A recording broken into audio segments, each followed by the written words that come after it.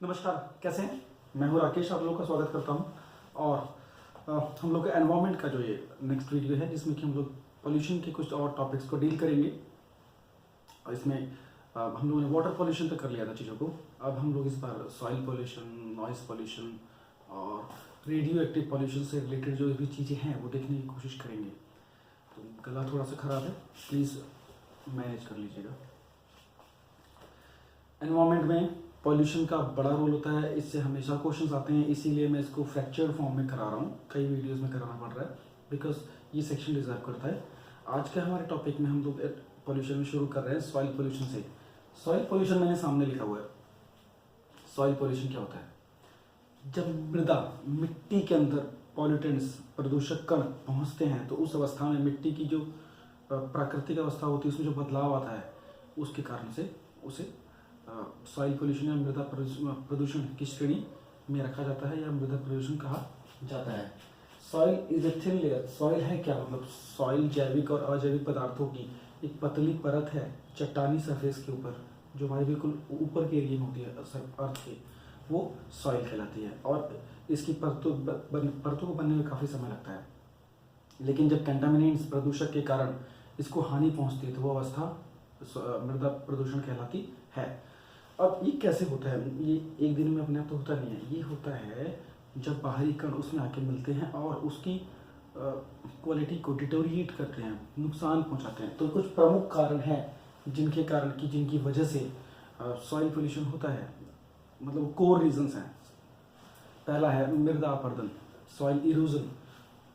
कई प्राकृतिक घटनाओं के कारण या इंसानी एक्टिविटीज़ के कारण, ह्यूमन एक्टिविटीज़ के कारण भी जो आपकी मृदा अपरदन की परिस्थितियाँ होती हैं। मृदा अपरदन मतलब क्या? जब मिट्टी की ऊपरी सतह किसी तेज प्रेशर के कारण, लगातार प्रेशर के कारण अपनी जगह छोड़ती रहती है तो मृदा अपरदन होता है। खासतौर से मृदा अपरदन के लिए पानी का तेज बहाव बहुत ज़्यादा रिस्पॉन्सिबल होता है। नदियों का जो कटाव है उससे मृदा अपरदन होता है। उसके बाद जब मिट्टी में या सरफेस पे पेड़ों की संख्या कम होती है तो पेड़ क्या करते हैं ना, पेड़ की जड़ें मिट्टी को होल्ड अप करके रखती हैं, इसीलिए कोई भी दबाव आता है तो मिट्टियाँ कटती नहीं है। लेकिन जब पेड़ कम हो जाते हैं, जब वनों की कटाई ज़्यादा होने लगती है तो भी उसकी वजह से सॉइल इरोजन या मृदा अपरदन की गति जो थी बढ़ जाती है। तो बहुत बड़ा कारण है मृदा अपरदन, मृदा प्रदूषण का। दूसरा पॉइंट है अम्लीय वर्षा, एसिड रेन। एयर पॉल्यूशन के सेक्शन में मैंने बताया था एसिड रेन क्या होता है। एसिड रेन मतलब अम्लीय वर्षा, जब वातावरण में सल्फर डाइऑक्साइड, नाइट्रोजन डाइऑक्साइड पानी की बूंदों से रिएक्ट करके एसिड बनाते हैं और नीचे बरसते हैं, तो उस प्रोसेस को एसिड रेन या अम्लीय वर्षा कहा जाता है। इसमें क्या होता है कि जब वो एसिड रेन जो नीचे गिरती है मिट्टी पे, तो हमारी मिट्टी को एसिडिक बनाती है। हमारी मृदा में अम्लीयता ज़्यादा आ जाती है, वो एसिडिक इन नेचर हो जाती है, जिसके कारण से उसकी उर्वरता पे, उसकी फर्टिलिटी पे डायरेक्ट एडवर्स इम्पैक्ट पड़ता है। और इस कारण से मिट्टी की जो क्वालिटी है, फर्टिलिटी, वो डिक्रीज होती है और मृदा अपरदन का और बंजर, जमीन के बंजर हो जाने का खतरा बढ़ जाता है। ठीक है। दूसरा वनोन्मूलन, मतलब क्या? डिफॉरेस्टेशन, वनों का उन्मूलन, जो वनों की कटाई है, बहुत बड़ा रीज़न है, मैंने बता दिया। सॉइल इरोजन में बहुत बड़ा काम करती है। उसके बाद मिट्टी को होल्ड अप करके रखती है, और जब अलग अलग प्रकार के जो वृक्ष, पेड़ पौधे लगते रहते हैं तो उसकी फर्टिलिटी भी इम्प्रूव्ड रहती है, बिकॉज इनसे भी कुछ ना कुछ न्यूट्रिशंस, पोषण मृदा को मिलता रहता है, रिसाइकलिंग होती रहती है, जैसे नाइट्रोजन फिक्सेशन वगैरह की जो चीज़ें हैं। जब वनों की कटाई होने लगती है तो इस वजह से मिट्टी को होल्ड अप नहीं कर पाते हैं और वो बह जाती है या उसमें न्यूट्रिशन की कमी हो जाती है। नेक्स्ट है ज़ूमिंग कृषि। ज़ूमिंग कृषि उसको बोलते हैं जबकि नई जगह बना के वनों को जला के और तैयार करके खेत बनाया जाता है, फिर वहाँ कृषि की जाती है और फिर कुछ टाइम बाद कहीं और कृषि की जाती है। इसको ज़ूमिंग कृषि कहते हैं। खासतौर से इसके अंतर्गत वनों की कटाई की जाती है, फिर उनको जला के और वहाँ पे एग्रीकल्चर काम किया जाता है। इससे बहुत ज़्यादा एडवर्स इफेक्ट पड़ता है सॉइल के ऊपर। तो ज़ूमिंग एग्रीकल्चर के प्रोसेस के द्वारा सॉइल पोल्यूशन एक एविडेंट परेशानी सामने आती है। ठीक है। नेक्स्ट है, बताने की जरूरत है, कीटनाशकों का प्रयोग। कीटनाशक हम इतनी बड़ी मात्रा में पेस्टिसाइड्स यूज़ कर रहे हैं, हमारी फसलों की क्वांटिटी बढ़ाने के लिए हम लोग बहुत ज़्यादा पेस्टिसाइड्स यूज़ करते हैं, जिसके कारण कि हमारी फूड चेन में, हमारी जो खाद्य श्रृंखला है उसमें भी प्रदूषण पहुंच रहा है, प्लस हमारी ज़मीन है उसकी फर्टिलिटी डिक्रीज होके वो पूर्ण रूप से इन उर्वरक और इन कीटनाशकों के ऊपर निर्भर हो जाती है, और इसी के साथ उसकी जो उर्वरता है और इसके साथ साथ उसमें कुछ ऐसे रासायनिक पदार्थ पहुँचते हैं इनकी वजह से, DDT हो गया, गैमेक्सिन वगैरह हो गया, इसकी वजह से ज़मीन की जो प्राकृतिक अवस्था है उसमें काफ़ी बदलाव आ जाते हैं, वो काफ़ी रूप से रासायनिक क्रियाओं से ग्रसित होने लगती है। ठीक है, फिर है रेडियोधर्मी कचरा। आज के ज़माने में, आजकल के मॉडर्न टाइम में रेडियो एक्टिव पदार्थ जो कचरा, जो वेस्ट है वो अर्थ में डिस्पोज हो रहे हैं, वो मतलब मिट्टियों में डिस्पोज हो रहे हैं। इसके कारण से कि रेडिएशन का खतरा बना रहता है लगातार, जिससे सीधे सॉइल में पॉल्यूशन की मात्रा बढ़ जाती है।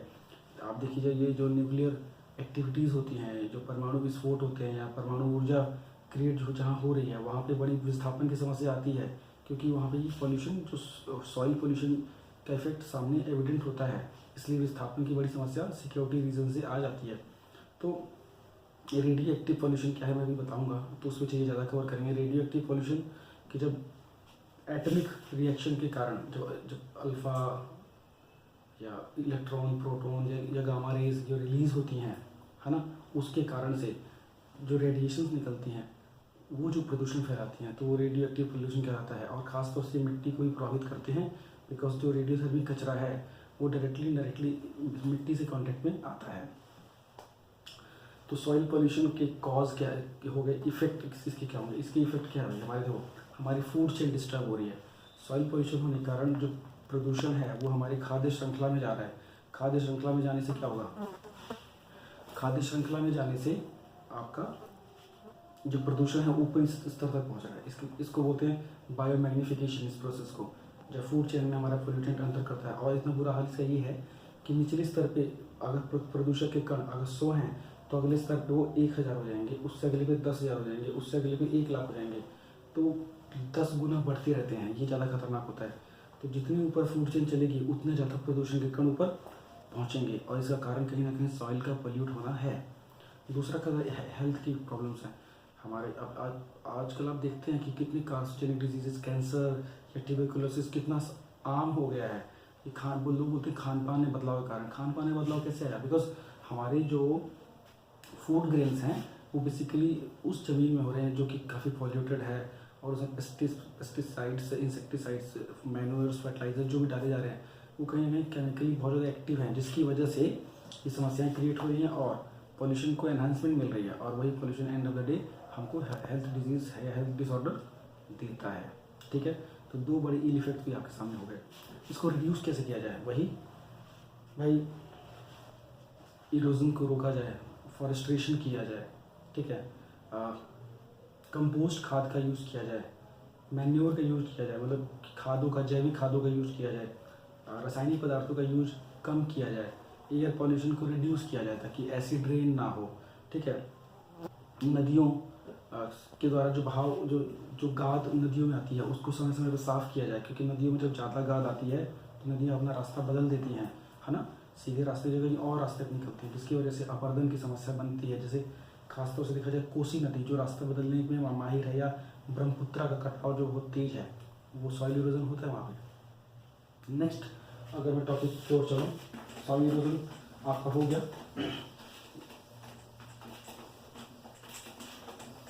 सॉइल इरोजन के बाद हम लोग देखते हैं नॉइज पोल्यूशन। क्या है नॉइज पोल्यूशन?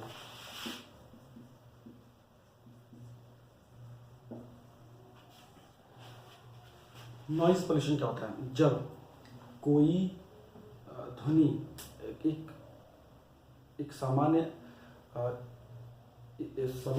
लेवल से, हाँ, एक लेवल से ज़्यादा लेवल के को पार करके वो हमको डिस्टर्ब करने लगे। जब कोई ध्वनि हमें डिस्टर्बेंस के लेवल तक इरिटेट करने लगे तो उस अवस्था को शोर कहते हैं या नॉइज़ पोल्यूशन कहते हैं।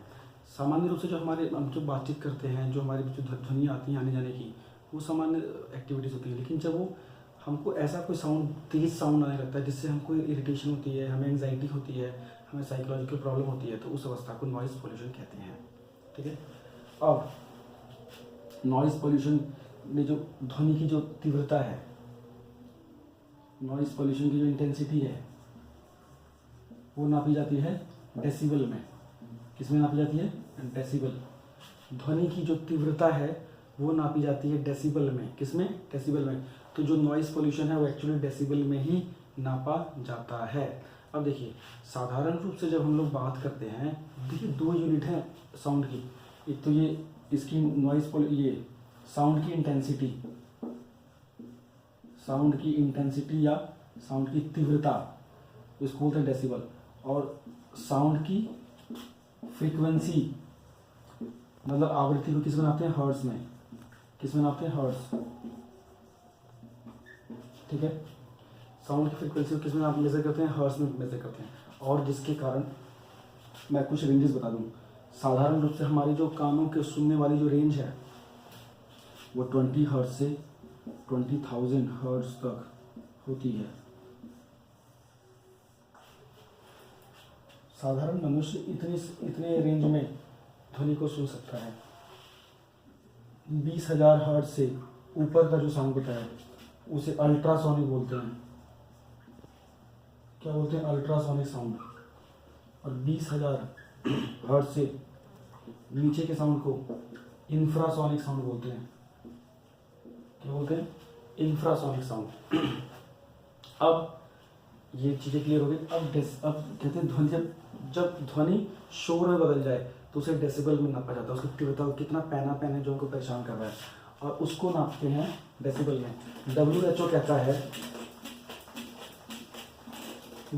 कहता है कि 30 डेसिबल से ऊपर का साउंड नॉइज पॉल्यूशन में आता है। 30 डेसिबल से 30 डेसिबल से ऊपर का जो भी साउंड होता है नॉइज पॉल्यूशन में आता है। और हमारे कान मतलब -10 डेसिबल तक की चीज़ें सुन सकते हैं। मतलब जो हम खुसुर करते हैं ना, मतलब फुसफुसाना, वो 10 डेसिबल या 0 डेसिबल के आसपास होता है। घर में हम लोग घुस रहे हैं तो वो हल्का जो हवा का साउंड होता है वो 0 डेसिबल के आसपास होता है। जेट प्लेन 190 डेसिबल के आसपास होता है। ट्रैक्टर का साउंड करीब 80 डेसिबल के आसपास होता है। टीवी का साउंड करीब 60 डेसिबल के आसपास होता है। तो आप इसे अंदाजा लगा सकते हैं कि कितना सेफ रेंज है। तो WHO की अकॉर्डिंग 30 के आसपास हमारी बातचीत रहनी चाहिए। जिस तरह भी हम लोग बात करें तो हम लोग की डेसिबल 30 की या उसके आसपास ही होगी। लेकिन जैसे ही 90 को पार करता है तो ये दिक्कत पैदा कर सकता है, सीरियस दिक्कत। जैसे जनरेटर वगैरह 90, जनरेटर का साउंड, ट्रैक्टर का साउंड 90। और जब ये 120 पार करने लगता है तो हमारे कानों को डैमेज होने की संभावना बढ़ जाती है। खासतौर से 70 पे ही संभावना बढ़ जाती है, और 120 होते होते बहुत प्रोमिनेंट हो जाती है। हमारे कानों को नुकसान पहुंचने की संभावना हो जाती है, क्योंकि हमारे कान जो 3 लेयर में हैं वो तीसरे लेयर तक 120 डेसिबल के बाद तीसरे पार्ट तक समस्याएं पहुंचनी शुरू हो जाती है। तो ठीक है, देखिए 30 डेसिबल से अगर कोई 40 डेसिबल हो गया है ना, तो मतलब दुगना हो गया वो तीव्रता। 10 डेसिबल इंक्रीज होने पे साउंड की इंटेंसिटी डबल हो जाती है। ये ध्यान रखने वाली बात है। ठीक है, तो साउंड पोल्यूशन से के कारण क्या क्या है? ह्यूमन एक्टिविटीज़, इसमें इंडस्ट्रियल एक्टिविटीज़, उसके बाद जो सैटेलाइट लॉन्च और इंजेक्टिव जो ट्रांसपोर्टेशन वगैरह, वेहिकुलर ट्रांसपोर्टेशन, चाहे वो एयरक्राफ्ट देखा जाए, है ना, ये सारी चीज़ें इसमें पॉल्यूशन में आती हैं ज़्यादातर वेहिकुलर। और उसके बाद जो म्यूज़िक, इलेक्ट्रॉनिक्स, गैजेट्स का यूज़ है वो बहुत ज़्यादा पैनिक क्रिएट करता है। आजकल नॉइज़ डिसऑर्डर हो गए हैं लोगों को, कान में ईयर प्लग करके लोग चलते हैं, तो इससे हमारी श्रवण क्षमता पर भी फर्क पड़ जाता है, बिल्कुल सीधे। अब हम आगे चलें। इसमें आपको देखिए क्वेश्चन कहाँ से आ सकता है। एक तो फ्रीक्वेंसी, साउंड की फ्रीक्वेंसी किस में मेजर करते हैं? हर्ट्ज में, 20 से 20,000। और डेसिबल क्या है? डेसिबल की नॉर्मल यूनिट्स क्या हैं? हम लोग अलग अलग चीज़ों की यूनिट्स क्या होती हैं? कितने डेसिबल तक सुनना हमारे कानों के लिए सुखद होता है, कितने के बाद दिक्कत होती है? ये सब नॉइज़ पॉल्यूशन को ख़त्म कैसे कर सकते हैं, कम कैसे कर सकते हैं? सिंपल बात है, कोई बताने की आवश्यकता नहीं है। हमें उन सब चीज़ों से दूर रहना पड़ेगा, पीसफुल एरिया में रहना पड़ता है, या ऐसी ह्यूमन एक्टिविटी को कर्व करने की जरूरत है। जब देखा ना आपने शहरों में जगह जगह नो हॉकिंग जोन लिखे होते हैं, भाई हॉर्न नहीं बजाना, बिना काम के आपको विसल नहीं करना है, क्या तेज साउंड नहीं चलाना है। शहरों में जो फंक्शंस की एक्टिविटीज़ को भी रात को 10-11 बजे तक बंद करना पड़ता है कि भाई डीजे नहीं चलाना या म्यूजिक सिस्टम नहीं चलाना, ताकि लोगों को नॉइज़ पोल्यूशन से बचाया जा सके। अब इससे होता क्या है? अगर नॉइज़ पोल्यूशन में अगर आप हैं तो सबसे पहले क्या न्यूरोलॉजिकल डिसऑर्डर होते हैं। क्या होता है? Neurological disorder. मतलब इसमें क्या, मानसिक रूप से आदमी अस्वस्थ हो जाता है, एंग्जाइटी बढ़ जाती है, चिड़चिड़ापन बढ़ जाता है, यहाँ तक कि बेहोशी की स्थिति नहीं पहुँच सकता है, कानों को नुकसान पहुँच सकता है, हमारे ईयर ड्रम्स खराब हो सकते हैं, ठीक है। और इसके बाद ओवरऑल तो अगर देखा जाए ना तो नॉइज़ पोल्यूशन का इल इफेक्ट हमारे हेल्थ पे ही है खास तौर से। डन हो गया। अब हम चलते हैं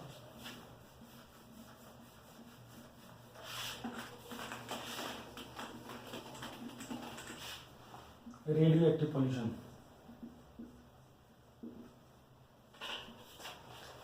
रेडियो एक्टिव पॉल्यूशन भाई बहुत ज़बरदस्त है, मतलब आज के वर्तमान ज़माने का सबसे बड़ा क्राइसिस है रेडियो एक्टिव पॉल्यूशन।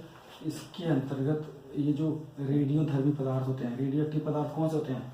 ऐसे एलिमेंट जिसमें से इलेक्ट्रॉन, प्रोटॉन, गामा रेज जैसी जो किरणें हैं वो निकलती हैं, ठीक है, और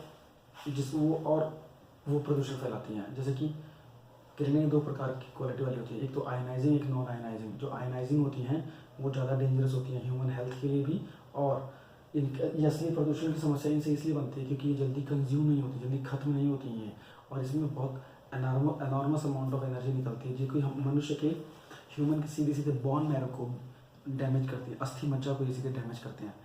अब ये रेडियोधर्मी पदार्थ कहाँ से निकलते हैं, कचरा कहाँ से निकलता है, ये ज़्यादातर कहाँ कहाँ यूज़ होता है? जैसे बिजली के उत्पादन में या परमाणु बम बनाने में। परमाणु बम के परीक्षण जो होते हैं, देखिए जहाँ भी परमाणु बम के परीक्षण होते हैं वहाँ पे मतलब कि अगर देखा जाए तो सभ्यता खत्म ही हो जाएगी। ये परिस्थितियाँ होती हैं, प्राकृतिक अवस्थाएं बिल्कुल चेंज हो जाती हैं। यहाँ तक कि जब हम लोग परीक्षण करते हैं तो 5 से 6 रिक्टर स्केल का भूकंप तक आता है। मार्शल आइलैंड ने कुछ समय पहले अमेरिका और ब्रिटेन पे केस किया था, उसमें इंडिया में भी केस किया था कि ये लोग परमाणु परीक्षण करते हैं या मिसाइल परीक्षण करते हैं न्यूक्लियर, तो हमारे आइलैंड के आसपास करते हैं, जिसके कारण हमारे आसपास की सारी फ्लोरा एंड फोना खत्म हो रही है।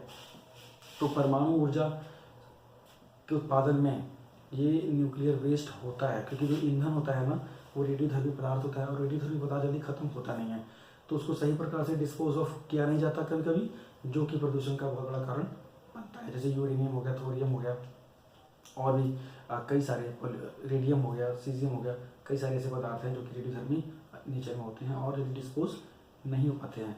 दूसरा है हॉस्पिटल्स में इसको यूज़ किया जाता है, क्योंकि रेडियोधर्मी पदार्थों का जैसे एक्सरे वगैरह है पदार्थों का मेडिसिन लाइन में बहुत ज़्यादा यूज़ होता है, कैंसर के इलाज में, एक्सरे स्कैनिंग में, कई सारे हमारे अंदर की इमेजिंग में निकालने के लिए, चित्र छापने के लिए, या जैसे मैंने बताया कैंसर जैसी बीमारियों के इलाज में रेडिएशन का बहुत ज़्यादा यूज़ होता है, खतरनाक कोशिकाओं को नष्ट करने के लिए, क्योंकि ये इतनी शॉर्ट वेव्स इतनी तीव्र होते हैं, इतने ज़्यादा इंटेंस होते हैं, इतनी ज़्यादा आयनाइजिंग पावर इनकी ज़्यादा होती है कि ये जो खतरनाक कोशिकाएं होती है उसे नष्ट कर देते हैं। इसीलिए ये मेडिसिन में यूज़ किए जाते हैं, जैसे कि भाई फास्फोरस 31, फास्फोरस 32 यूज़ किया जाता है ब्लड कैंसर में, आर्सेनिक यूज़ किया जाता है आपका ब्रेन ट्यूमर में, इसी प्रकार कोबाल्ट 60 ट्यूमर के इलाज में इसको किया जाता है यूज़। तो इस प्रकार से कई सारे रेडियोधर्मी पदार्थ हैं जो कि यूज़ होते हैं मेडिसिन इंडस्ट्री में, और उसका जो कचरा निकलता है उसको सही से डिस्पोज ऑफ नहीं हो पाता है, ठीक है। नेक्स्ट, अब इसको कैसे ख़त्म किया जाए? भाई इसकी चीज़ों को हमें अच्छे से करना पड़ेगा, हमें अच्छे से इसको हैंडल करके इसको अच्छे डिस्पोज करने की पॉलिसी बनानी पड़ेगी। नेचर में कई बार ऐसी कैलामिटीज़ आ चुकी हैं, मतलब किसका सही से यूज़ नहीं किया, खतरा हो गया।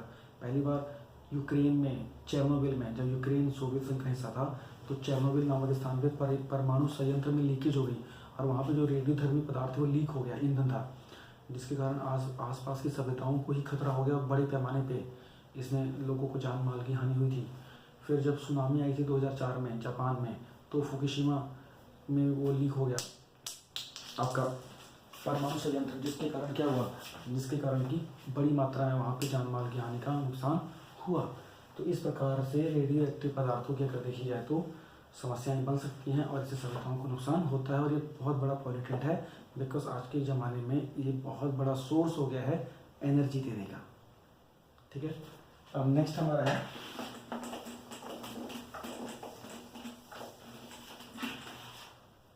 ई वेस्ट।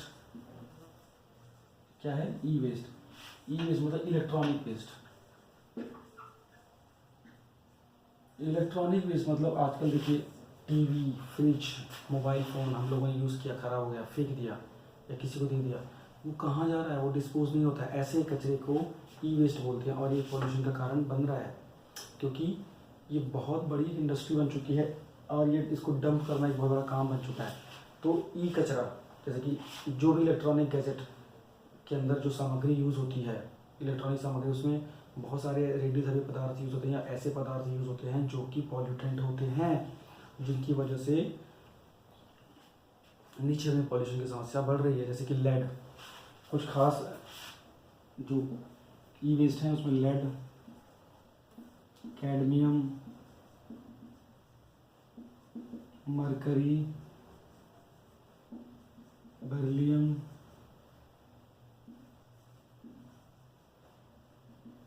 सिलिकॉन, जर्मेनियम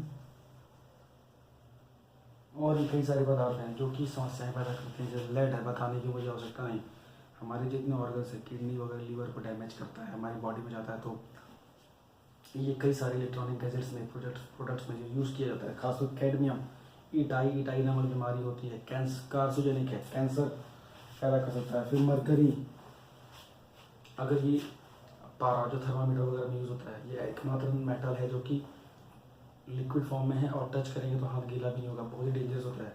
अगर हम ह्यूमन बॉडी के कांटेक्ट में आए तो इससे हमको मिनीमाता नामक डिजीज़ हो सकती है, जानलेवा डिजीज़ हो सकती है। उसके बाद बेरिलियम सीधे कैंसर करता है अगर इसके डायरेक्ट कांटेक्ट में। आर्सेनिक हो गया जो कि सीधे कार्सिनोजेनिक है, कैंसर उत्पन्न करता है। तो ये आप अगर मोबाइल वगैरह में देखेंगे तो ये सब पदार्थ निकलते हैं, या जो हमारी आईसीज वगैरह होती हैं, इलेक्ट्रॉनिक गैजेट्स की, कंप्यूटर्स की, टीवी की या रेडियो की, मोबाइल की, उसमें कई सारी ऐसी धातुएं यूज़ होती हैं जो कि नुकसानदेह होती हैं और प्रदूषण के कारण बनती हैं। तो ये इस टाइप का प्रदूषण जो होता है उसे ई वेस्ट, ई पॉल्यूशन कहते हैं, ई वेस्ट पॉल्यूशन कहते हैं। ठीक है, आई होप आप इसको रिड्यूस कैसे करना है बताने की आवश्यकता नहीं है, आप लोग इजीली समझ सकते हैं।